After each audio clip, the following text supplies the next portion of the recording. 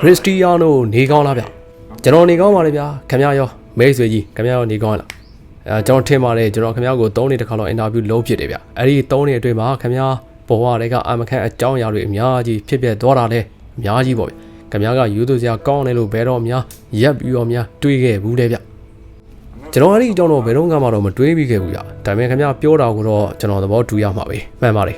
ကျွန်တော်တို့နောက်ဆုံးလုပ်ခဲ့တဲ့အင်တာဗျူးကအမြဲတမ်းလိုခက်ခဲတယ်ရိုးသားခဲ့တယ်ဒါကကျွန်တော်အင်တာဗျူးတွေနဲ့ပတ်သက်လို့လုပ်ချင်တဲ့အရာပဲလေဒါကြောင့်ကျွန်တော်အင်တာဗျူးတွေအများကြီးမလုပ်တာလေဘာလို့လဲဆိုတော့ခင်ဗျာပြောသလိုပဲနဲလေကောင်းလေပဲမဟုတ်လားဒါပေမဲ့လည်းဒီတစ်ခါမှတော့ကျွန်တော်ဂရီပေးတယ်ဗျာကျွန်တော်လူကောင်းတစ်ယောက်ဖြစ်ပါလိမ့်မယ်ဖြစ်ပါမယ်ဗျာစောကအိမ်သူတထားဂျော်ဂျီနာကခင်ဗျာကိုညင်းပွားစရာတွေတိတ်မပြောရဘူးလို့ပြောကြတယ်နော်ဘာလို့လဲဆိုတော့ကျွန်တော်ခင်ဗျာကိုအင်တာဗျူးလုံးမဲ့အကြောင်းသူ့ကိုမျှဝေခဲ့တယ်လေဗျာဆိုတော့ဒီကနေ့ပေါ့ဗျာဒီနေ့တော့တီးနိုင်မယ်လို့ထင်ပါတယ်ဒီနေ့ပါကျွန်တော်ခုနခင်ဗျားရဲ့အိမ်ကိုရောက်နေတာပေါ့လေခင်ဗျားအိမ်ရဲ့ဒီ man cave ကိုတော့ကျွန်တော်သဘောကျတယ်ဗျဒါပေမဲ့ပြဿနာတစ်ခုရှိတယ်ဘာလဲသိလားကျွန်တော်ခင်ဗျားကိုပေးခဲ့တဲ့ Arsenal jersey ဘယ်မှာတော့ကျွန်တော်တိသားပဲခင်ဗျားဘယ်မှာလဲလားဟုတ်အထဲမှာရှိရလေဗျာဟမ်အထဲမှာလားတကယ်ပဲဗျာကျွန်တော်ကိုခုဒီစိတ်ထိကနေတော့မဲဗျသိလားခင်ဗျားအပြီးခဲ့တဲ့အခါဖွင့်ရခဲ့တဲ့ခင်ဗျား Arsenal ဇာမတယောက်ဖြစ်လာနိုင်ခဲ့တယ်ဆိုတော့ကိုလေခင်ဗျား Arsenal ဝင်းကလည်းတွေ့ခဲ့တယ်ခင်ဗျားလာတော့မယ်အရာလုံးပြီးဆုံးနေပြီအားလုံးလည်းသဘောတူညီပြီးသားပြီးတော့အဲ့ဒီအတွက်ကျွန်တော်ဘယ်သူကိုအပြစ်တင်ရမလဲသိလားဂျုံရှိကိုပေါ့ဗျဘာလို့ဂျုံရှိကိုအပြစ်တင်ရမလဲဆိုတော့ Sporting Lisbon က Manchester United အသင်းနဲ့ခြေစမ်းပွဲတစ်ပွဲကစားခဲ့တယ်လေအဲ့ဒီမှာခင်ဗျားဂျုံရှိကိုအတော်လေးကိုဒုက္ခပေးခဲ့တယ်အဲ့လိုဆိုလို့ United အသင်းကကစားမလေးတစ်ယောက်ကသူတို့မန်နေဂျာစားလက်ဖောက်ဆန်စီတွားပြီးတော့ခင်ဗျားဒီကောင်လေးကိုစာချုပ်မချုံမရှင်းဒီကနေပြန်မလာနဲ့နော်လို့ပြောခဲ့တယ်လေသူလည်းတကယ်လည်းပြန်မလာခဲ့ပါအဲ့ဒီနေမှာခင်ဗျားကိုစာချုပ်ထုတ်ခဲ့တယ်ဝါတကယ်ကို true story ပဲဗျာဒါတကယ်ကိုဖြစ်မှန်ဇလန်းပါဒါပေမဲ့ကျွန်တော်ခင်ဗျားကိုပြောခဲ့သလိုပဲပြီးရစရာဒါကအထိတ်ပါပြီးဆုံးသွားခဲ့ပါပြီဒါကဘဝရဲ့အစိမ့်ပိုင်းတစ်ခုပါပဲပြီးတော့အမှန်တမ်းပြောရင်ဗျာကျွန်တော်အာဆင်နယ်ကိုတကယ်ကိုကြည့်လိုက်တဲ့အခါတိုင်းပြိုင်မဲ့အသင်းတွေလိုမျိုးအမြဲတမ်းမခံစားရအောင်မကြည့်ပါကျွန်တော်အဲ့လိုသူတို့အသင်းကိုရောက်လို့နီးပါဖြစ်တဲ့ပုံစံမျိုးပါပဲဒီတော့ကျွန်တော်ကကလပ်ပေါ်မှာအရန်ကိုအသေးအတန်ဖြစ်တယ်ရှိတယ်လို့တော့မပြောလို့ပါဘူးဒါပေမဲ့လည်းပဲကျွန်တော်အာဆင်နယ်ကိုကြည့်လိုက်တဲ့အခါမှာကျွန်တော်ဒီအသင်းကိုသဘောကျတယ်ဗျအဲ့ဒီဇလန်းတွေကြောင့်သူတို့နိုင်တဲ့အခါမှာကျွန်တော်ကြိုက်တယ်ဒါပေမဲ့ခင်ဗျားသိတဲ့အတိုင်းပဲလေဘဝဆိုတာဘောလုံးဆိုတာအခွင့်အရေးတွေနဲ့အခိုက်အတန့်တွေပါပဲဒါကကျွန်တော်မြင်နေခဲ့ရတဲ့အရာပါပဲပြီးတော့ကျွန်တော်အဲ့ဒီခွင့်ရေးကိုယူခဲ့ပါတယ်ဒါပေမဲ့မှန်တမ်းပြောရင်တော့ခင်ဗျားလည်းသိပါတယ်ကျွန်တော်ဘယ်တော့မှမလိမ့်ပါဘူးတခါလေတော့လေကျွန်တော်ကောင်းတဲ့အကြောင်းအရာတွေအတွက်လိန်နာမျိုးတော့ရှိရင်လည်းရှိမှာပေါ့ဗျာဒါပေမဲ့လည်းကျွန်တော်အာဆင်နယ်ကိုရောက်ဖို့အတွက်တကယ်ကိုနီးစပ်ခဲ့တယ်ဆိုတာကိုတော့အမှန်တမ်းပြောတာပါတကယ်ကျွန်တော်ထင်ပါတယ်အဲ့ဒီဇလန်းကအများကြီးပြောင်းလဲသွားမှာမဟုတ်ပါအားလုံးပါစင်မလားတူပါပဲခင်ဗျားတို့တော့ပြောင်းလဲမှာမဟုတ်ဘူးပေါ့ဗျာကျုပ်အတွက်တော့ပြောင်းလဲသွားတာပေါ့လေအဲ့လိုမထင်ဘူးဗျကျွန်တော်ဆိုလိုတာကအာဆင်နယ်ကထိန်ထိန်အသင်းကြီးတဲ့ပြည့်ဆက်ရှိနေတော့မှာဆိုလာရယ်နိုင်နေအရာအားလုံးကစားမကောင်းကြီးတွေကြီးပဲဒီတော့ဖြစ်နေတာတော့အာဆင်နယ်ကအရင်ကဖြစ်လာနိုင်တဲ့အခြေအနေမျိုးတော့မဟုတ်ရင်တော့မှတိတ်တော့မကွာပါဘူးဗျဆိုတော့ခင်ဗျားထင်တာကျွန်တော်တို့ဒီယာဒီလီဗလာနိုင်မလားအာဆင်နယ်ကဟုတ်လီရဲ့ထိတ်ဆုံးပါလားဖြစ်နေတာပေါ့အသေးကိုဖြစ်နေပါလေကျွန်တော်ထင်ပါတယ်ပရီးမီးယားလိကအသင်းတွေရဲ့အဆင့်အတန်းကအရန်ကိုတူညီလွန်းပါတယ်ဒဲဆုံးကအသင်းတွေကိုဆိုလိုတာပါဒါပေမဲ့လည်းပဲခင်ဗျားသိတဲ့အတိုင်းပဲပရီးမီးယားလိကအမြဲတမ်းဘာဖြစ်လာမလဲဆိုတာကိုခင်ဗျားဘယ်တော့မှမသိနိုင်ဘူးဗျဒါကအရန်ကိုခက်ခဲတဲ့လေးတစ်ခုပါအရန်ကိုကြီးမားတဲ့လေးတစ်ခုပါဒါပေမဲ့မန်ချက်စတာယူနိုက်တက်ရဲ့အသင်းကတော့လီဗလာနိုင်မှာမဟုတ်ဘူးတေးကြတယ်ဘာလို့လဲဆိုတော့သူတို့အခုအချိန်မှာအမှတ်တွေအများကြီးပြတ်ကျနေခဲ့ပြီဖြစ်နိုင်လားဆိုတော့ဟုတ်ကဲ့ဖြစ်နိုင်ပါတယ်ဒါပေမဲ့ကျွန်တော်အဲ့ဒါကိုတော့တိတ်တော့မယုံသေးဘူးပေါ့ဗျာအာဆင်နယ်ကတော့ဖြစ်နိုင်ပါလေကျွန်တော်ကိုမျှော်လင့်ချက်နည်းနည်းလောက်ပေးလို့ရမလားဗျခင်ဗျားနှုတ်ကနေထွက်လာဖို့လိုနေတာပါဟုတ်ကဲ့အာဆင်နယ်လီဗလာနိုင်ပါတယ်ဆိုပြီးတော့ပေါ့ဗျာဟုတ်ကဲ့အာဆင်နယ်လီဗလာနိုင်ပါတယ်ဗျာကဲကျေးဇူးပဲဗျာကျုပ်လိုချင်တဲ့အတန်ဖိုင်တော့ရသွားပြီတကယ်ကိုကျေနပ်တယ်ဗျာခင်ဗျားမန်ချက်စတာလို့ပြောတော့ကစီးရီးကိုပြောတာဖြစ်မယ်ယူနိုက်တက်ကိုတော့မဟုတ်ဘူးကျွန်တော်နောက်ဆုံးစကားပြောခဲ့တော့ကအခြေအနေကအရန်ကိုကွဲပြားခြားနာခဲ့ပါတယ်ခင်ဗျားယူနိုက်တက်ကလူတွေနဲ့အဆင်မပြေဖြစ်ခဲ့တယ်ခင်ဗျားထွက်ခွာခြင်းခဲ့တယ်ထွက်ခဲ့တယ်အဲ့ဒီအနာပြီးမှာခင်ဗျားပြောခဲ့သမျှအရာအားလုံးနှီးပါကဖြစ်ရတွေကနေတစင်သက်တွေပြသသွားခဲ့ပြီးဒီတော့အဲ့ဒါကကြီးမားတဲ့အငြင်းပွားမှုတွေဖြစ်စေခဲ့တယ်ဆိုရင်လည်းပဲဘယ်သူမှအဲ့ဒီအနာဗျူးကိုပြန်ကြည့်ပြီးတော့ခင်ဗျားရိုးသားမှုမရှိခဲ့ဘူးလို့ပြောလို့မရသလိုခင်ဗျားထောက်ပြခဲ့တဲ့ပြည်နာတွေကလည်းတကယ်ကိုမှန်ကန်ခဲ့တယ်ဆိုတာကိုတော့ရှင်းနေပါတယ်တိုးတက်မှုကလည်းသိမရှိဘူးတကယ်တမ်းကျတော့အဲ့ဒီအင်တာဗျူးပြီးကြတဲ့ကယူနိုက်တက်ကနောက်ပြန်ဆုတ်သွားခဲ့တယ်လို့ထင်တယ်ဆိုတော့ဘာတွေမှားနေတယ်လို့ခင်ဗျားထင်လဲဗျပြီးတော့ဒါကိုဘလို့ပြန်ပြီးတော့ပြင်လို့ရမလဲ ခင်ဗျားပြောခဲ့သလိုပဲ PS ကျွန်တော်တို့တော့ဒါကဝမ်းနေစရာပါဘာလို့လဲဆိုတော့ကဘာပေါ်ကအရေးကြီးဆုံးကလပ်တွေကတစ်ခုဖြစ်ပြီးရှင်းရှင်းလင်းလင်းအကြောင်းများချက်တွေကြောင့်ကျွန်တော်နှလုံးသားထဲမှာအခုထိရှိနေသေးသောကလပ်တစ်ခုပေါ့ဗျာခင်ဗျားကအသိဉာဏ်ရှိတဲ့လူတွေတကယ်ကိုစမတ်ကြတဲ့လူတွေနဲ့ပါလိုက်ပါလုံးဆောင်ပြီးတော့အနာဂတ်အတွက်အခြေခံအုပ်မြစ်တစ်ခုကိုဖန်တီးရမှာပါလုံးတဲ့နေပေါင်းများစွာကမရက်စတောင်းတဲ့အသင်းကရှိခဲ့သလိုမျိုးပေါ့ဗျာနီဂီဂယ်ရီရိုင်းဂေတို့တွေဇာမာကောင်းကြီးတွေဖြစ်လာခဲ့ကြတယ်ဒါပေမဲ့သူတို့မှာလူငယ်ဆိုတာရှိခဲ့တယ်ဗျမန်ချက်စတာယူနိုက်တက်အသင်းကအခုအချိန်မှာ structure ဖွဲ့စည်းပုံမရှိအနာဂတ်မှာချက်ချင်းလက်ငင်းအနာဂတ်မှာဒါကပြောင်းလဲသွားလိမ့်မယ်လို့ကျွန်တော်ပြောနေပါတယ်ဘာလို့လဲဆိုတော့ကလပ်ရဲ့အနေအထားအရအာမခံရှိနေလို့ပါဒါကဒီယာစုရဲ့တကယ်ကိုအရေးကြီးဆုံးကလပ်တွေတဲကတစ်ခုပါပဲဒါဆိုအခုဒီယူနိုက်တက်ရဲ့ယာလက်တွေကိုကြည့်နေတော့မယ်လားသူတို့ဒီလောက်စိုးစိုးရွားရွားဖြစ်နေတာကိုမြင်ရတော့ဘလို့များနာကျင်ခံစားရလေဝါတိတ်ခံစားရတာပေါ့ဘာလို့လဲဆိုတော့ကျွန်တော်အဲ့ဒီမှာနေပေါင်းများစွာစားခဲ့တာလေကျွန်တော်အဲ့ဒီမှာချန်ပီယံလိနိုင်ခဲ့တယ်ရွှေဘောလုံးစုရခဲ့တယ်အဲ့ဒီမှာစုပလား12ခု73ခု14ခုလောက်နိုင်ခဲ့တယ်ဒီတော့ကျွန်တော်ပြောသလိုပဲထပ်ပြီးတော့ပြောပါအောင်မယ်မန်ချက်စတာယူနိုက်တက်အသင်းကကျွန်တော်နှလုံးသားထဲမှာရှိနေတော့မှာကျွန်တော်အဲ့ဒီကလပ်ကိုချစ်တယ်ဒါပေမဲ့ကျွန်တော်တို့အားလုံးရိုးသားရမယ်ဗျကိုပြန်ကြည့်ရမယ်ပြီးတော့နောက်တော့သူတို့လမ်းကြောင်းမှန်ပေါ်မှာမရှိသေးဘူးလို့ပြောရမယ်ဒီတော့သူတို့ပြောင်းလဲဖို့လိုမယ်ကျွန်တော်အမြင်မှာတော့ဒါဟာနေပြတဲ့ဇာမားတွေတင်မကဘူးလို့ထင်တာပဲအခုအဲ့ဒီမှာပေါ်တူဂီလူငယ်နီးပြတစ်ယောက်ရောက်နေတယ်အားမနေလေဗျာသူ့အပေါ်မှာရောခင်ဗျားဘလို့များမြင်မိလဲဗျသူအကောင်းဆုံးပြောင်းတော့လုံးပါပါအံ့ဖွယ်အရာတွေလုံးဖို့လားအံ့ဖွယ်အရာတွေကိုတော့မဖြစ်နိုင်ဘူးကျွန်တော်ပေါ်တူဂီမှာပြောလို့ရှိတာကအံ့ဖွယ်အရာတွေကဖာဒီမာပဲရှိတယ်ဆိုတော့ခင်ဗျားဒီစကပုံတော့တိလားမတိလားတော့မသိဘူးဗျသူတို့ကတော့တိပါလိမ့်မယ်ဘာဒီမာဆိုတာကဒီတော့ခင်ဗျားကအံ့ဖွယ်အမှုတွေအံ့ဖွယ်အရာတွေတွားလို့မရဘူးကစားမတွေတောင်မှပဲမန်ချက်စတာယူနိုက်တက်အသင်းမှာကစားမကောင်းတွေရှိပါတယ်ဒါမဲ့လည်းပဲအချို့သောကစားမတွေရဲ့စီမှာမန်ချက်စတာယူနိုက်တက်အသင်းဆိုတာဘာလဲဆိုတဲ့စိတ်ဓာတ်မျိုးမရှိဘူးဗျခင်ဗျားပြီးခဲ့တဲ့အပတ်ကမီလီယံနာဖြစ်လာခဲ့တယ်နော်ကျွန်တော်ခင်ဗျားကိုအဲ့ဒါလေးပြောခဲ့တာကျွန်တော်ခင်ဗျားကို message ပို့ပြီးတော့ခင်ဗျားဒါတွေ့ပြီးပြီလားလို့ကျွန်တော်မေးခဲ့တယ်လေမဟုတ်ဘူးပြရချအဲ့ဒါမမှန်ဘူးဗျအဲ့ဒါမဟုတ်ကျွန်တော်လုံခဲ့တဲ့နှစ်ပေါင်းများစွာကလေးကမီလီယံနာဖြစ်ခဲ့တာလေခင်ဗျားလို့ပြောမယ်ဆိုတော့ကျွန်တော်သိသားပဲပြီးတော့ခင်ဗျားလည်းဖြစ်နိုင်ပါလေအသက်39နှစ်နဲ့ခင်ဗျားဘလို့များသိလေဗျဘယ်သူခင်ဗျားကိုပြောတာလဲကျေးဇူးကြီးကျွန်တော်ကိုပတ်စံလို့သိပါတယ်ခင်ဗျားမှာဘလောက်ရှိလဲအထီးကြသိလားတကယ်လားတရားရင်တော့အထီးကြတော့မဟုတ်ဘူးပေါ့ဗျာဒါမဲ့လည်းပဲဟုတ်ပါတယ်ခင်ဗျားရဲ့ပစ္စည်းရတွေကိုခင်ဗျားဂရုစိုက်ရမှာပဲလေဒါကသဘာဝကျပါတယ်ကျွန်တော်ကအဲ့လိုမျိုးကြီးကြည်နေတတ်တဲ့သူတော့မဟုတ်ပါဘူးဒါမဲ့လည်းပဲကျွန်တော်ပတ်ဝန်းကျင်မှာကျွန်တော်ကိုကူညီပေးမဲ့သူတွေလူတွေအများကြီးရှိတယ်လေနေရာတိုင်းမှာမှန်ကန်တဲ့အရာတွေလုံးနိုင်ဖို့ပေါ့ဗျာဒါမဲ့လည်းပဲဗနာရေးပိုင်းကိုတော့ကျွန်တော်နေတိုင်းနေပါစကားပြောဖြစ်တဲ့လူတစ်ယောက်တော့ရှိပါတယ်အဲ့ဒါတွေအကြောင်းကြီးပဲတော့မဟုတ်ပါဘူးကျွန်တော်ရဲ့ structure တွေရင်းနှီးမြှုပ်နှံမှုတွေခွင့်လန်းတွေဘာတွေပေါ့ဗျာပြီးတော့ကျွန်တော်မှာထိန်းချုပ်မှုရှိရလေဘာလို့လဲဆိုတော့ဒါကကျွန်တော်ရဲ့ဘဝကျွန်တော်ရဲ့ပတ်စံပဲလေ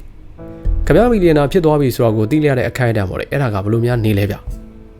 ကျွန်တော်ဒါဖြစ်လာလိမ့်မယ်ဆိုတော့သိခဲ့ပါတယ်ဒီတော့ကျွန်တော်ပြင်ဆင်ထားခဲ့ပြီးသားပါဒါကအချိန်ကလာတစ်ခုရဲ့အနေအထားတစ်ခုပါပဲဒီတော့မနိုင်ပြောရင်တော့ကျွန်တော်အရန်ပျော်ခဲ့ပါလေဒါကခင်ဗျားရွှေဘလုံးစုနိုင်လိုက်ရတယ်လို့ပဲလေဘာလို့လဲဆိုတော့ခင်ဗျားကကိုပိုင်ပန်းနိုင်တွေချမှတ်ထားခဲ့လို့လေလူတိုင်းကအိမ်တလုံးဆောက်ဖို့ကားစီးပိုင်ဆိုင်ဖို့ပန်းနိုင်တွေထားကြတယ်ဗျအဲ့ဒီနံပါတ်ကိုရောက်ဖို့အတွက်ကျွန်တော်ရဲ့ပန်းနိုင်ဖြစ်ခဲ့ပါတယ်ဘာလို့လဲဆိုတော့အမှန်တိုင်းပါပဲဒါကျွန်တော်ရဲ့ပတ်စံကိုဆွဲလန်းနေတာမျိုးတော့မဟုတ်ပါဘူးဘာလို့လဲဆိုတော့ပတ်စံကခင်ဗျားကိုနေလန်ပေါင်းစုံနဲ့ကိုညီနိုင်တယ်လို့ကျွန်တော်ထင်တယ်လေဒါပေမဲ့ခင်ဗျားအစင်းတစ်ခုကိုရောက်တော့တဲ့အခါမှာပတ်စံကကျွန်တော်အမြင်မှာတော့အရေးမကြီးတော့ဘူးဒါပေမဲ့ပိုရှိတာကတော့အများနဲ့ကောင်းတာပေါ့ဗျာဘာလို့လဲဆိုတော့ကျွန်တော်တို့ကလူသားတွေလေဗျာကျွန်တော်တို့မှာရှိတဲ့အရာနဲ့ဘယ်တော့မှကျင်းနဲ့ရောင်ရင်တင်းနေတာမှမဟုတ်တာဒါပေမဲ့ခင်ဗျားမင်းကိုပြန်ပြီးဖြေရမယ်ဆိုတော့အရန်ကိုပြောပါတယ်ဘာလို့လဲဆိုတော့ဒါကဘောလုံးစုပလားတွေချန်ပီယံလိတွေရွှေဘောလုံးစုတွေစုရစိတ်တွေအားလုံးအပြင်ကျွန်တော်စိတ်ထဲမှာထားရှိခဲ့တဲ့အဓိကပန်းနိုင်တွေကတစ်ခုဖြစ်နေလို့ပါပဲဗန်နိုင်ဘန်းနဲ့စီးပွားရေးပိုင်းမှာဒါကကျွန်တော်ရဲ့ပန်းနိုင်ဖြစ်ခဲ့ပါတယ်ဒီတော့အသက်39နှစ်နဲ့ကျွန်တော်အဲ့ဒီနန်းဘက်ကိုရောက်ခဲ့ပြီးတော့အမှန်တမ်းပြောရတော့အရန်ကိုဂုဏ်ယူခဲ့ရပါတယ်ခင်ဗျားဘောလုံးလောကမှာပထမဆုံးတအိုးဒီသောဘီလီယံနာပါအဲ့ဒါကခင်ဗျားတို့အများကြီးအတိတ်ပဲရှိမယ်လို့ထင်တာကျွန်တော်ကိုသိပြီးတော့အံ့အောင်သွားမနေစေပါဘူးဘာလို့လဲဆိုတော့ခင်ဗျားဘောလုံးသမိုင်းကို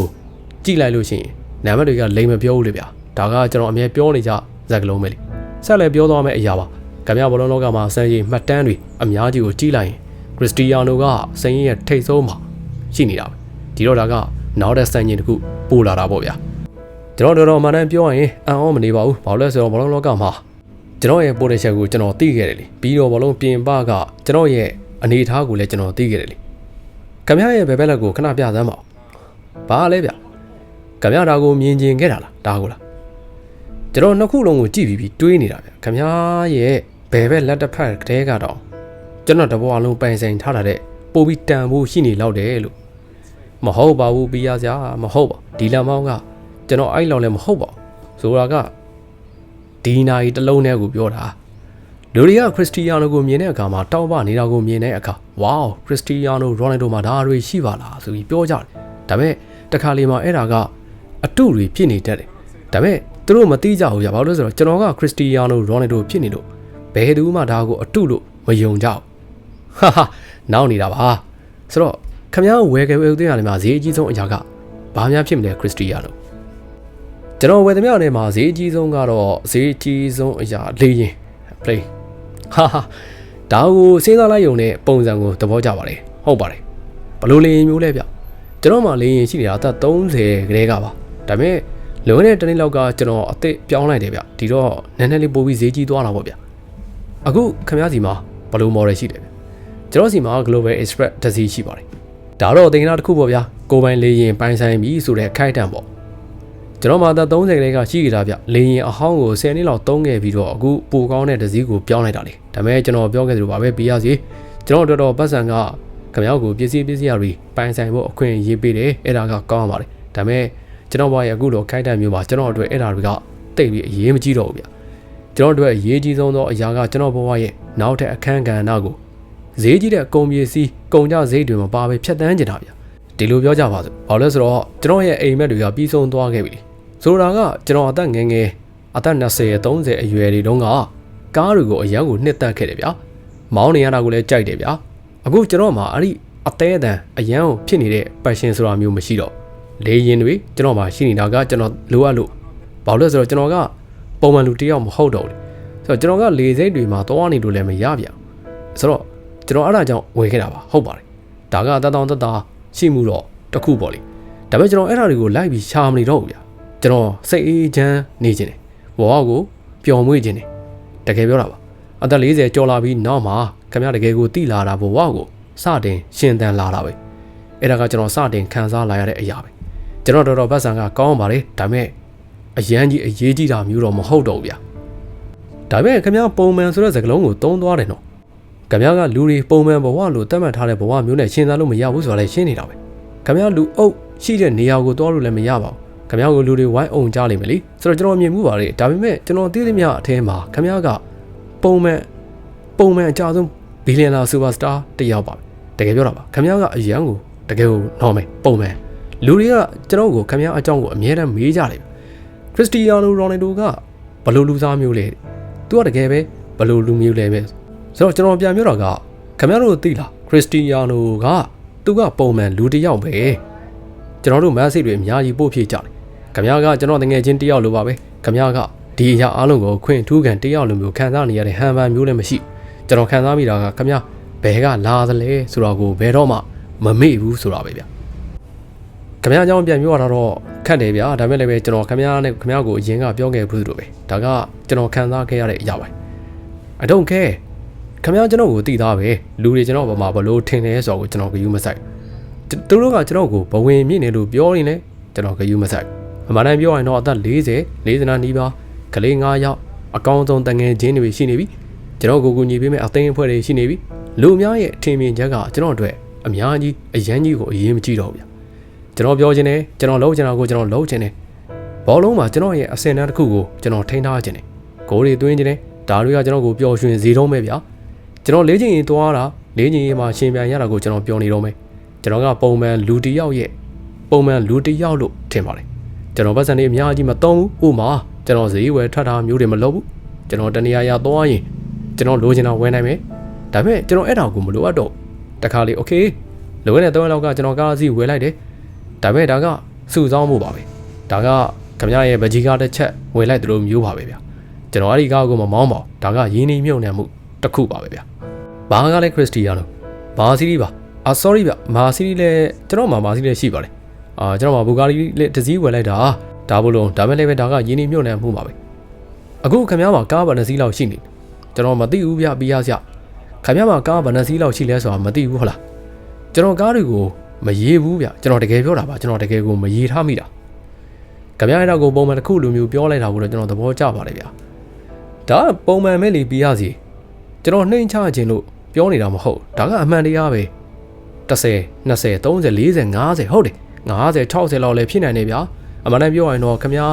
လောင်းခိုင်းရမယ်ဆိုရင်တော့မှကျွန်တော်မသိဘူးလို့ပြောမှာပဲ41လား40လားတောင်ကျွန်တော်မသိပြရစီကျွန်တော်တကယ်မသိတာကျွန်တော်ကလေးတွေကိုကျွန်တော်ချိန်ပြောရဲတယ်ဗျာ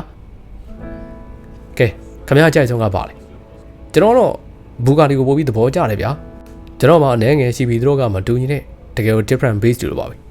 ခင်ဗျားဒီကားတွေကိုဘယ်တော့မှမောင်းဖြစ်လေဗျာကျွန်တော်ဘယ်တော့မှမောင်းဖြစ်ပါဘူးဗျာတကယ်ကိုဥမာကျွန်တော်မတ်ထွေမှာတပတ်လောက်နေခဲ့တယ်ပေါ့ဗျာကားတွေရှိမရှိကြည့်ဘူးတော့မှကားကိုတောင်နဲ့ဝင်မကြည့်ခဲ့မိဘူးဗျာခင်ဗျား sorry မှာရောကားမောင်းလို့ရလာဗျာကျွန်တော် sorry မှာကားအများကြီးမမောင်းဖြစ်ပါဘူးဘာလို့လဲဆိုတော့ကျွန်တော်တို့ကနေ့လည်းပဲလေ့ကျင့်ရေးဆင်းရလေးရှိပြီးကျွန်တော်အမြဲတမ်းကားမောင်းသမားတွေနဲ့ပဲသွားတယ်လေပြီးတော့ရင်ကြောကလည်းအရန်ဆိုးတယ်ဗျအရန်ကို traffic ဖြစ်တယ်ရင်ကြောကဆိုးတယ်ဒါပေမဲ့ဥမာကျွန်တော်အိမ်ပြန်လာတဲ့အခါမှာရင်ကြောမရှိတော့ဘူးဒီတော့ဒီနေ့ NSR နဲ့BMW နဲ့ sponsor ရှိတယ်လေ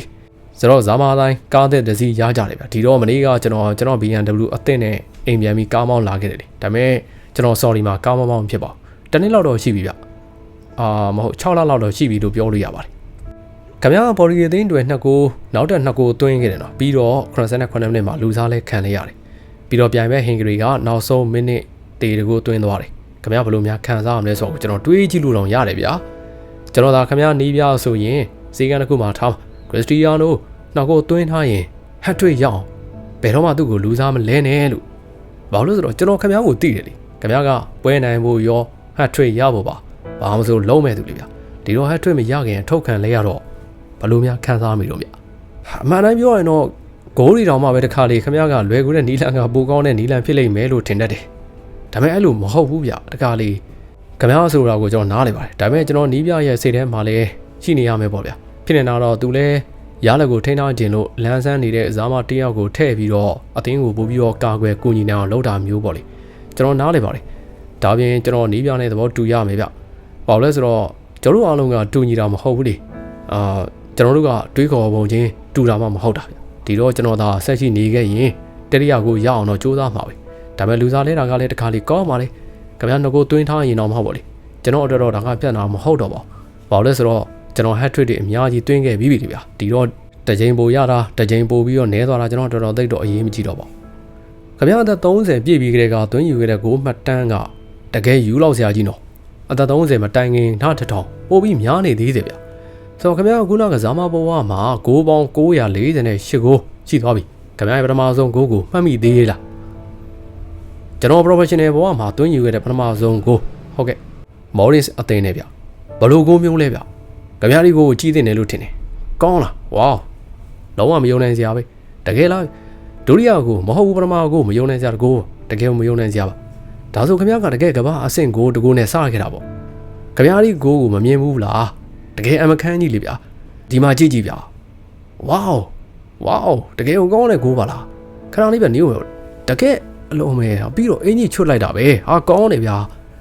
တကယ်ကောင်းတဲ့ကိုပါတယ်လီကွန်မန်နေတာတွေတောင်မှပြောခဲ့သေးတယ်ဗျာဒါကြောင့်မဲ့ဒီဇာမတွေကငါတို့လိန်ပါကြာကြမနေတာလို့အသက်19နှစ်နဲ့ကျွန်တော်အတွက်တော့ဒါကပေါင်ခွဲမှုကြီးတစ်ခုလိုပဲအဲ့ဒီပထမကိုရဲ့ခန်းစားချက်ကပြီးတော့ဒါကဂိုးကောင်းတစ်ကိုးလည်းဖြစ်ခဲ့တယ်ဗျာ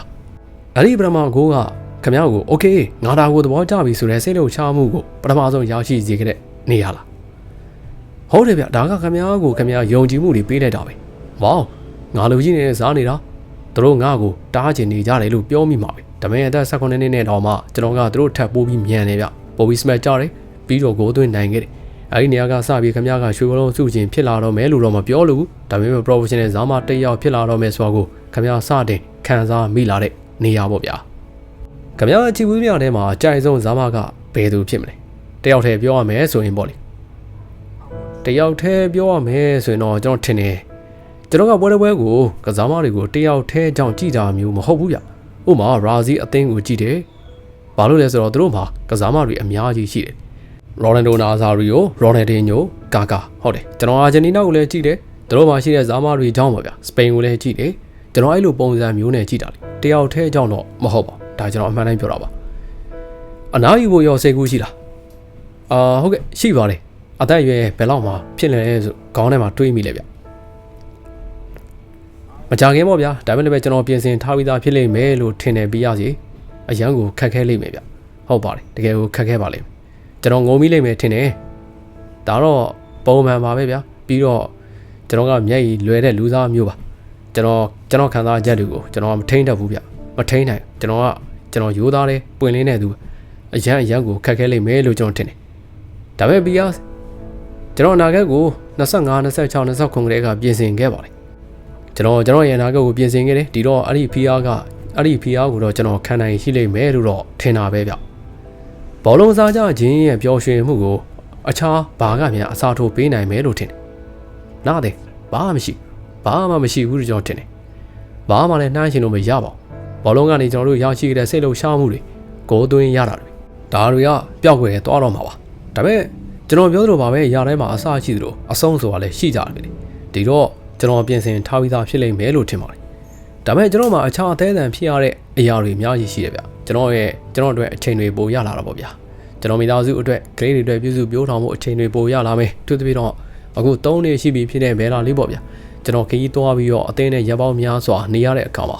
ဂျူနီယာကိုလည်းကျွန်တော်လိုက်လံကြည့်ချူအားပေးခြင်းနဲ့ဘာလို့လဲဆိုတော့သူတို့ကအခုနည်းနည်းပိုပြီးမိုင်မဲတဲ့အရာတွေလောက်တတ်တဲ့အသက်အရွယ်ကိုရောက်နေပြီလေဒါတော့တဘာဝပါပဲပြရစီကျွန်တော်လည်းအဲ့လိုလောက်ခဲ့တယ်ပဲလေကျွန်တော်ကပို့ပြီးတော့မိသားစုဆန်နဲ့သူဖြစ်ချင်သေးတယ်ပို့ပြီးတော့ရှိနေပေးခြင်းနဲ့ပြီးတော့ကျွန်တော်ရဲ့ကိုယ်ပိုင်ဝါသနာအတွက်လည်းအချိန်ပို့ပြီးတော့ပေးခြင်းနဲ့ဗျဥပမာ UFC ကြည့်ရတာကြိုက်တယ်ဗျပယ်တကစားတာလည်းကြိုက်တယ်ဗျခင်ဗျားပယ်တကစားတာတကယ်ကိုတော်တယ်လို့ကြားတယ်နော်ကျွန်တော်တင်ယူနေတော့မှကျွန်တော်နဲ့ကျွန်တော်တကယ်ချင်းတွေညီနေတဲ့တကယ်ချင်းအုပ်စုပေါ့ဗျာဒါကကျွန်တော်တို့ကိုစီးလုံးစေတဲ့အရာတစ်ခုလေးပဲတကယ်ကောင်းတယ်ဗျကျွန်တော်ကြိုက်တယ်အဲ့ဒါပေါ့ခင်ဗျား YouTube မှာ subscriber 96 တန်းရှိနေပြီနော်ကျွန်တော်အဲ့ဒီပုံမှာအချိန်ပိုပေးပြီးတော့အခြားအရာတွေလုပ်ဖို့တင်ယူသွားခြင်းနဲ့ဗျကျွန်တော်မလုပ်ဘူးတဲ့ရဲစရာကောင်းတဲ့အရာလေးတွေလုပ်သွားမယ်လို့ထင်တယ်ဘာလို့လဲဆိုတော့ခင်ဗျားဒီတဲ့အတိုင်းပဲလေကျွန်တော်အတွက်ကဘောလုံးဆိုတာကလေ့ကျင့်ရေးကွင်းကိုသွားတတိုင်းလောက်လေ့ကျင့်ကုသခံယူတာဒါတွေတင်မဟုတ်ဘူးကျွန်တော်ဘဝရဲ့ဘောလုံးနဲ့24နာရီဖြတ်တန်းခဲ့တာမှန်ကန်တဲ့အရာတွေလုံးနိုင်ဖို့ခြေစွမ်းပြသနိုင်ဖို့ပေါ့ဗျာဆိုတော့ဘာလို့လဲဆိုတော့ကျွန်တော်အသက်အရွယ်နဲ့ဆိုရင်တော့အရာကပိုပြီးခက်ခဲလာတယ်ဗျပြန်ပြီးတော့ recover လုပ်ဖို့အတွက်ခက်ခဲလာတယ်ဒါပေမဲ့ကျွန်တော်ဒီလုပ်ငန်းစဉ်ကိုပျော်မွေ့နေပါတယ်ဘဝကိုမတူညီတဲ့မျက်လုံးတွေမတူညီတဲ့အမြင်တွေမြင်ရတာကောင်းပါတယ်ခင်ဗျားမှာမတူညီတဲ့အတွေးအခေါ်တွေရှိလာတယ်ကျွန်တော်တော်တာကစင်ခေါ်မှုကောင်းတစ်ခုပဲဗျခင်ဗျားမကြသေးခင်ကလုပ်ခဲ့တဲ့ပိုးပြီးအရေးကြီးတဲ့သဘောတူညီချက်အကြောင်းပြောကြရအောင်ဟမ်ဘယ်တစ်ခုလုံးဟာစိတ်ဆက်လိုက်တာလေဗျာအရေးကြီးဆုံးပဲလေဗျာတကယ်ဟုတ်ကဲ့ sorry ဗျာဒါကအရေးကြီးဆုံးသဘောတူညီချက်ပဲမဟုတ်ရင်တော့သူကျွန်တော်ကိုတတ်လိမ့်မယ်ဟုတ်တယ်မှန်တယ်ခင်ဗျားအသက်40နီးပါးအထိလက်မထပ်ပဲနေလာခဲ့တာနောက်ဆုံးတော့ခင်ဗျားလက်ထပ်ခွင့်တောင်းလိုက်ပြီပေါ့လေကျွန်တော်ကိုပြောပြပါဦးဘာကများခင်ဗျားကိုဒီမေးခွန်းနေမေးဖို့အဆုံးအဖြတ်ဖြစ်လိုက်ရတာတော့ကျွန်တော်အများတန်းပြောခဲ့တယ်ဗျအကောင်းဆုံးအရာအကောင်းတဲ့အရာတွေကအချိန်အခါမှန်မှရောက်လာတတ်တယ်ပြီးတော့တခါလေခင်ဗျားကအမားအချို့မလုံးမိဖို့အတွက်အချိန်ယူပြီးတော့သဘောပေါက်ဖို့လည်းလိုတယ်ဗျကျွန်တော်ဆိုတာကကျွန်တော်သူ့ကိုလက်ထပ်ခွင့်တောင်းလိုက်တာကဒါကအချိန်ကကြာပြီလို့ထင်တာပဲသူကကျွန်တော်ကလေးတွေရဲ့အမေဖြစ်နေုံနဲ့မဟုတ်ဘဲနဲ့သူကကျွန်တော်ရဲ့အချစ်ဆုံးသူကျွန်တော်ဘဝရဲ့အချစ်ကလေးဖြစ်နေလို့ပေါ့ဗျာကျွန်တော်လက်ထပ်လိုက်လို့ဘာမှတော့ပြောင်းလဲသွားမှာမဟုတ်ပါဘူးဒါကဘဝရဲ့လှပတဲ့အခန်းကဏ္ဍတစ်ခုပါခင်ဗျာဘလို့လက်ထပ်ခွင့်တောင်းခဲ့တာလဲရဲစရာတော့ကောင်းသားဗျပြီးရစရာတနေ့နေ့မှာကျွန်တော်ဒါကိုလုံးဖြစ်လိမ့်မယ်ဆိုတော့သိပါတယ်ဒါပေမဲ့ဘလို့ပုံစံနဲ့လုံးဖြစ်သွားလဲတော့မသိပါဘူးဗျနည်းနည်းတော့ခက်ခဲတယ်ဗျခင်ဗျာလည်းလက်ထပ်ပြီးသားပဲခင်ဗျာမှာဇနီးလက်ထပ်ခွင့်တောင်းတော့ကအခိုက်အတန့်ဇလန်းဝန်ကျင်တို့ကိုခင်ဗျာကြိုမသိခဲ့ဘူးလေကျွန်တော်အမြဲပြောသလိုပါပဲကောင်းတဲ့အရာတွေကတဘာဝအတိုင်းလေးပဲလာတာပါဖြစ်တည်လာတာမော်လုံးဘဝအခွင့်အလန်းလက်ထပ်ချင်းဒါတွေအားလုံးပေါ့ဗျာဒါရဲစရာကောင်းတဲ့ပုံစံတော့ဖြစ်လာခဲ့တာပေါ့ဗျာဘာလို့လဲဆိုတော့သူကကျွန်တော်ကိုတစ်ခုခုတောင်းခဲ့တယ်ဗျသူကကျွန်တော်ကိုလက်စွပ်တကွင်းဝယ်ပေးဖို့တောင်းခဲ့တယ်ဗျဘာလို့လဲဆိုတော့သူကကြောက်ကောင်းကောင်းတကွင်းပိုင်ဆိုင်ဖို့ကသူ့ရဲ့အိမ်မက်တွေကတစ်ခုဖြစ်နေလို့လေကျွန်တော်လည်းစူးစမ်းပန်းစားရှာခဲ့တာပေါ့လေနောက်ဆုံးတော့သူသဘောကျမဲ့အရာကိုရှာတွေ့ခဲ့တယ်ဗျကျွန်တော်လူကိုကျွန်တော်ပြောလိုက်တယ်ဟဲ့အောင်နေနားတော့ဒါကိုတိမ့်ထားနော်ငါတို့ဒီညစာအတူစားကြမယ်ပြီးရင်ငါတို့သူ့ကိုဒါကိုပေးမယ်လို့အဲဒီတော့မှကျွန်တော်တကယ်ချင်းတယောက်ကဖုန်းကိုယူပြီးတော့ဗီဒီယိုရိုက်နေခဲ့တာသူတို့ဘယ်တော့မှအဲ့လိုမလုပ်ခဲ့ဘူးဗျကျွန်တော်အဲ့ဒီတကယ်ချင်းတွေကိုသိတာ10နှစ်ရှိပြီသူတို့ကျွန်တော်ကိုဓာတ်ပုံရိုက်ပေးဖို့တော့ဘယ်တော့မှမတောင်းဆိုခဲ့ဘူးစဉ်းစားကြည့်ဗျအခုသူတို့ကကျွန်တော်ကိုဗီဒီယိုတွေရိုက်နေကြတယ်ဝါ ထူးဆန်းနေပါလားဘောလို့ဆိုပြီးကျွန်တော်တွေးတာပေါ့အဲဒီတော့မနက်တနားရီလောက်ရှိနေပြီကျွန်တော်သမီးတွေကအိမ်ရထဲမှာအိတ်နေကြပြီကျွန်တော်တကယ်ချင်းကဒီကိုပေးဖို့အတွက်လက်စွပ်လာပြီးတယ်ကျွန်တော်လက်စွပ်ကိုပေးနေတော့ကျွန်တော်သမီးလေး2ယောက်ထွက်လာပြီးတော့ဒက်ဒီမေမေကိုလက်စွပ်ပေးတော့မလို့လားပြီးတော့လက်ထက်ခွင့်တောင်းတော့မလို့လားလို့ပြောရောဗျအဲ့ဒီမှာကျွန်တော်လည်း wow yes လို့ပြောမယ်အချိန်ခါပဲဆိုပြီးကျွန်တော် yes လို့ကျွန်တော်ပြောလိုက်တယ်ဗျကြော်ချင်တာတော့လုံးဝကိုမယုံခဲ့ဘူးဗျဟုတ်ပါတယ်ဒီနေ့မှာဒါကိုလုံးဖြစ်မယ်ဆိုတော့သိပါတယ်ဒါပေမဲ့အဲ့ဒီအချိန်အတွက်စီစဉ်ထားခဲ့တာတော့မဟုတ်ပါအဲ့ဒါကကျွန်တော်သမီးတွေထွက်လာပြီးတော့ကျွန်တော်တကယ်ချင်းတွေကဗီဒီယိုရိုက်နေပြီးကျွန်တော်သမီးတွေကအဲ့လိုပြောလိုက်တဲ့အခိုက်အတန့်လေးမှာဖြစ်သွားတာပေါ့လေဗျဒါဆိုခင်ဗျာဒူးထောက်ခဲ့သေးလား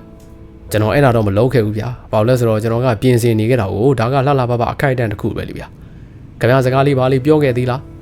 းဟုတ်တယ်ပြောတော့ပြောခဲ့တာပေါ့ဗျာခင်ဗျာသိတဲ့အတိုင်းပဲလေအဲ့ဒါကအတန်ပန်းထားပြီးသားကိုလူကမဟုတ်ရင်ကျွန်တော်ရိုးသားပြောခဲ့တာပါဗျာတကယ်ကျွန်တော်အရန်ကို romantic ဆန်တဲ့လူသားမျိုးတော့မဟုတ်ဘူးကျွန်တော်ကခင်ဗျာပြောပုံနဲ့အရန်ကို romantic ဆန်နေတာမျိုးကျွန်တော်အဲ့လိုလူသားမျိုးတော့မဟုတ်ဘူးဗ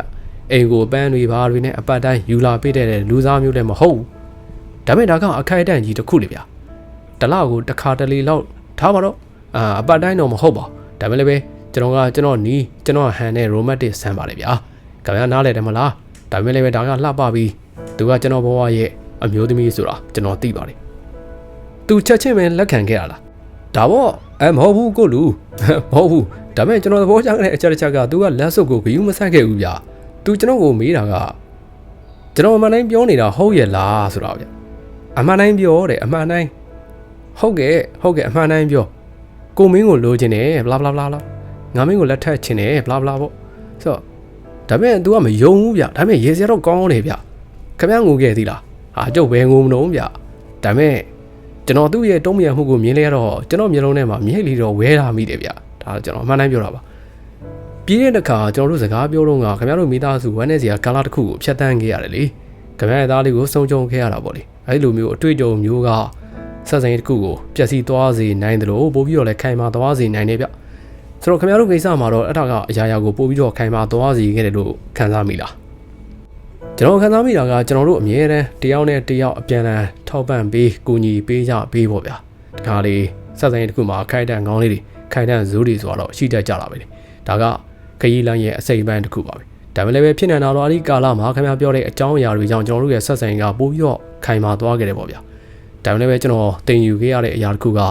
စိုးရဆုံးအခိုင်အတန့်တွေမှာတော့မှာပဲခင်ဗျားကအရာကိုရှေ့ဆက်နိုင်အောင်လုပ်ရမယ်ဆိုတော့ပါအရာကအကြောင်းအရာတစ်ခုကြောင့်ဖြစ်လာတယ်လို့ကျွန်တော်ယုံကြည်ပါတယ်ကျွန်တော်တို့က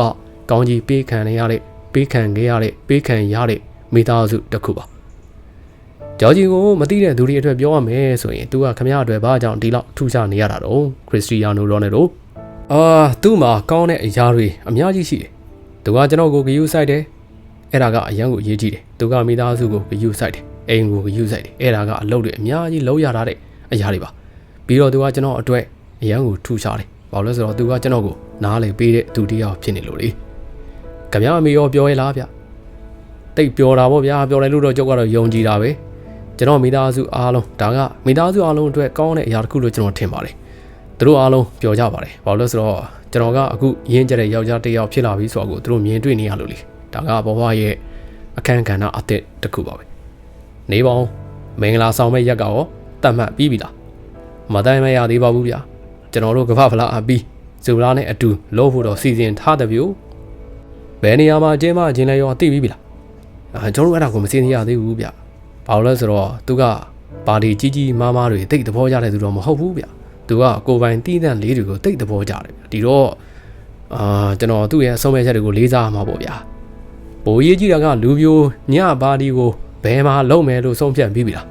ပြီးတော့ကျုပ်လာလို့ရမလားဘာလို့လာလို့မရမှာလဲပြီးရစရာခမရမလာလို့ပဲရမလို့ကျေးဇူးပါဗျာတကယ်ကျေးဇူးတင်ပါတယ်ခမရကမိသားစုရဲ့အစိမ့်ပန်းတစ်ခုဖြစ်နေပြီလေဗျာခရစ္စတီယာနိုခမရအသက်73နှစ်အရွယ်တုန်းကစပိုတင်လက်စ်မို့အသင်းအကယ်ဒမီမှာအရန်ကိုစားလောင်နေခဲ့ပြီးတော့မယ်ဒေါ်နယ်ကအမျိုးသမီး2ယောက်ကခမရကိုဟမ်ဘာဂါတွေအလာကကျွေးခဲ့တယ်ဆိုခမရ40တခုကိုဖြတ်တန်းသွားခဲ့ရင်းနဲ့သူတို့ထဲကတယောက်မထင်မှတ်ပဲပြန်ဆောင်ခဲ့တယ်လို့လဲကြားရတယ်ခမရသီလာဘီယာလူတယောက်ကိုတွေးလိုက်တာနဲ့နှစ်ပေါင်း20လောက်ကြာသွားရင်တော့ချက်ချင်းမှတ်မိလိုက်တဲ့အခိုက်အတန့်မျိုးပေါ့ဗျာ သမ္မတဒေါ်နယ်ထရန့်ဟုတ်ပါတယ်ကျွန်တော်တကယ်ချင်းတယောက်က CR7 အင်ဂျင်အထက်လက်ဆောင်ရခဲ့ပြီးတော့ခင်ဗျားကအဲ့ဒီပေါ်မှာသမ္မတဒေါ်နယ်ထရန့်စီတို့ငြိမ်းချမ်းရေးအတွက်ကစားခြင်းလို့ရေးပေးခဲ့ပါတယ်အဲ့ဒါဘာကိုများဆိုလိုတာပါလေဗျာသူကကဘာကြီးကိုပြောင်းလဲပေးစီနိုင်တဲ့ဒါမှမဟုတ်ပြောင်းလဲဖို့ကူညီပေးနိုင်တဲ့လူတွေကတယောက်လေဗျာခင်ဗျားရဲ့ဘော်ဒီကသိန်းပေါ်တယောက်ဖြစ်တဲ့ဒီကိုဂျိုတာဆုံးရှုံးလိုက်ရတယ်နော်ကျွန်တော်စီကိုမက်ဆေ့တွေရောက်လာတော့ကကျွန်တော်လုံးဝကိုမယုံနိုင်ခဲ့ဘူးဗျာကျွန်တော်အများကြီးငိုခဲ့ရပါတယ်ဒါကနိုင်ငံအတွက်မိသားစုအတွက်တငယ်ချင်းတွေအတွက်အသိန်းဘော်တွေအတွက်လူတိုင်းအတွက်အရန်ကိုခက်ခဲတဲ့ခိုက်ခက်တစ်ခုပါပဲကဖေးတစ်ခုပါပဲဗျာအရန်ကိုမှဝမ်းနေစရာတည်င်းပါပဲကျွန်တော်ခင်ဗျားကိုမေးမလို့ခရစ်စတီယာနိုကဘာဗလာနိုင်ဦးကအိမ်မက်တစ်ခုလားမဟုတ်ဘူးဗျအိမ်မက်တစ်ခုမဟုတ်ဘူးဒါမဲ့ဒါကခင်ဗျားကိုကစားမတရားအနေနဲ့အတိတ်ပဲဖွင့်ဆိုတဲ့အရာမဟုတ်တော့ဘူးဘာလို့အတိတ်ပဲဖွင့်ဆိုဖို့လဲကျွန်တော်ကသမိုင်းတစ်ချောင်းအကောင်းဆုံးတွေကတယောက်ဟုတ်မဟုတ်ဆိုတာကိုလားပြိုင်ပွဲတစ်ခု6ပွဲ9ပွဲနိုင်ုံနဲ့အတိတ်ပဲဖွင့်ဆိုဖို့လားခင်ဗျားအဲ့ဒါကိုရောမျှတာတယ်လို့ရောထင်လို့လားကျေးဇူးတင်ပါတယ်ခင်ဗျားတို့ကိုစိတ်နှပြကျမ်းမှာချမ်းသာကြပါစေခင်ဗျာ